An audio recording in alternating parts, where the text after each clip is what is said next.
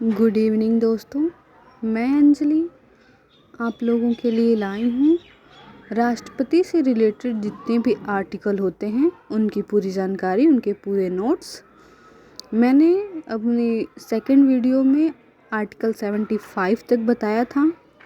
ये इसकी third video है। इसमें हम शुरू करेंगे आर्टिकल 76 से। तो आर्टिकल 76 में है कि भारत के राष्ट्रपति भारत के महान्यायवादी की नियुक्ति करते हैं। भारत के राष्ट्रपति भारत के महान्यायवादी की नियुक्ति करते हैं। आर्टिकल 77 में दिया गया है कि संघ सरकार के सभी कार्य राष्ट्रपति के नाम से किए जाएंगे तथा मंत्रियों के कार्य आवंटन के नियम राष्ट्रपति बनाएगा। ये आर्टिकल 77 में है। इसके बाद आता है आर्टिकल 78। अनुच्छेद 78 में दिया गया है कि राष्ट्रपति को जानकारी देने के संबंध में प्रधानमंत्री के क्या क्या कर्तव्य हैं। राष्ट्रपति को जानकारी देने के क्या क्या कर्तव्य हैं, ये आर्टिकल 78 में बताया गया है। इसके बाद 79 से आर्टिकल राष्ट्रपति की व्यवस्थापिका से संबंधित शक्तियों के बारे में है। इससे पहले मैंने कार्यपालिका की शक्तियों के बारे में बताए थे। अब व्यवस्थापिका के बारे में शक्तियां आर्टिकल 79 से शुरू होंगी। तो अनुच्छेद 79 में, आर्टिकल 79 में भारत की संसद किससे बनती है इसके बारे में दिया गया है। तो भारत की जो संसद है वो राष्ट्रपति, लोकसभा और राज्यसभा को मिलाकर बनती है। ऑप्शन में लोकसभा, राज्यसभा, राष्ट्रपति तीनों अलग अलग दिया जा सकता है, लेकिन नहीं, ये जब तक तीनों ना मिलें तब तक हमारी संसद पूर्ण नहीं मानी जाती है। इसके बाद आता है आर्टिकल 80। इसमें बताया गया है कि राज्यसभा में 12 सदस्य राष्ट्रपति मनोनीत कर सकते हैं। राष्ट्रपति जिसे भी अपनी स्वेच्छा से चाहें उनमें राज्यसभा के 12 सदस्य वो मनोनीत कर सकते हैं। उसके बाद आता है आर्टिकल 331।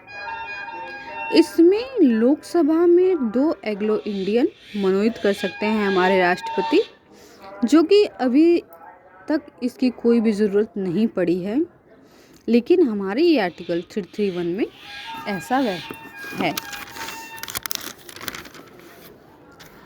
नेक्स्ट है आर्टिकल 85। इसमें राष्ट्रपति संसद के सत्र शुरू कर सकता है, इसकी जानकारी है। सत्रावसान मतलब कि सत्र का समाप्त कर सकता है। लोकसभा का विघटन, लोकसभा को भंग कर सकता है। आप लोगों को कंफ्यूज करने के लिए सत्रावसान या विघटन शब्द का प्रयोग किया जा सकता है, इसलिए सत्रावसान का अर्थ होता है सत्र को समाप्त करना और विघटन का मतलब होता है भंग करना। इसे ज़रूर ध्यान दें। उसके बाद आता है आर्टिकल 86। आर्टिकल 86 में दिया गया है कि सदन में अभिभाषण और संदेश भेजने का अधिकार हमारे राष्ट्रपति के पास है। सदन में अभिभाषण और संदेश भेजने का अधिकार हमारे राष्ट्रपति के पास है। ये आर्टिकल 86 में है। उसके बाद आता है आर्टिकल 87। इसमें राष्ट्रपति का विशेष अभिभाषण प्रत्येक वर्ष के प्रथम सत्र को राष्ट्रपति संबोधित करते हैं। जब भी कोई इलेक्शन ख़त्म होता है तो उसमें क्या क्या नियम बनाए जाएंगे, उसे कैसे संबोधित किया जाएगा, उन लीडरों को कैसे प्रोत्साहित किया जाएगा, अभिभाषण के द्वारा राष्ट्रपति से संबोधित करते हैं। उसके बाद आता है आर्टिकल 99। उसमें संसद के सभी सदस्यों को शपथ दिलवाने का कार्य राष्ट्रपति का होता है, लेकिन राष्ट्रपति प्रोटेम स्पीकर को नियुक्त करते हैं तथा इनसे 2 काम करवाते हैं। हमारे संविधान में प्रोटेम स्पीकर जैसा कोई भी शब्द नहीं है, लेकिन राष्ट्रपति द्वारा हर साल प्रोटेम स्पीकर का नियुक्त किया जाता है और उनसे 2 काम करवाए जाते हैं। वो काम ये है कि वो जितने भी नवनियुक्त सदस्य होते हैं लोकसभा में, राज्यसभा में, उनको वो शपथ दिलाने का कार्य करते हैं।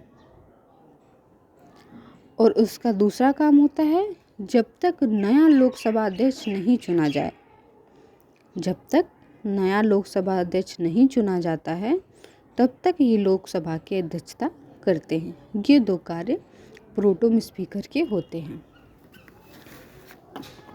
उसके बाद नेक्स्ट है 108, आर्टिकल 108।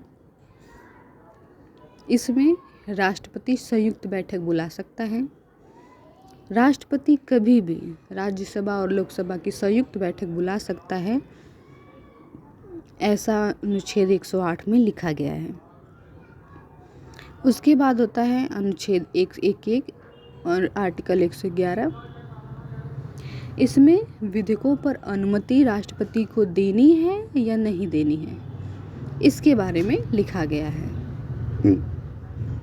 उसके बाद आता है आर्टिकल 123, अनुच्छेद 123।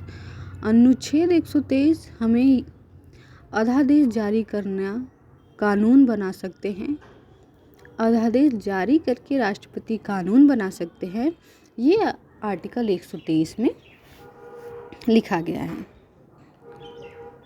संसद के सत्र शुरू होने के 6 सप्ताह तक ये कानून बना रहेगा। जैसे कोई भी कानून राज्यसभा और लोकसभा दोनों के अनुमति से बनाया जाता है, लेकिन कभी कभी अगर इसमें विलंब है तो राष्ट्रपति कोई भी कानून अध्यादेश जारी करके उसे लागू कर सकते हैं। ये राष्ट्रपति के हक में है, लेकिन वो कानून केवल और केवल तभी तक रहेगा जब तक सत्र शुरू होगा। उसके 6 सप्ताह तक ही ये कानून मान्य रहेगा। उसके बाद इस कानून को ख़त्म कर दिया जाएगा, या फिर आपको 6 महीने भी कहा जा सकता है, क्योंकि 2 सत्रों के बीच का समय 6 महीने का होता है।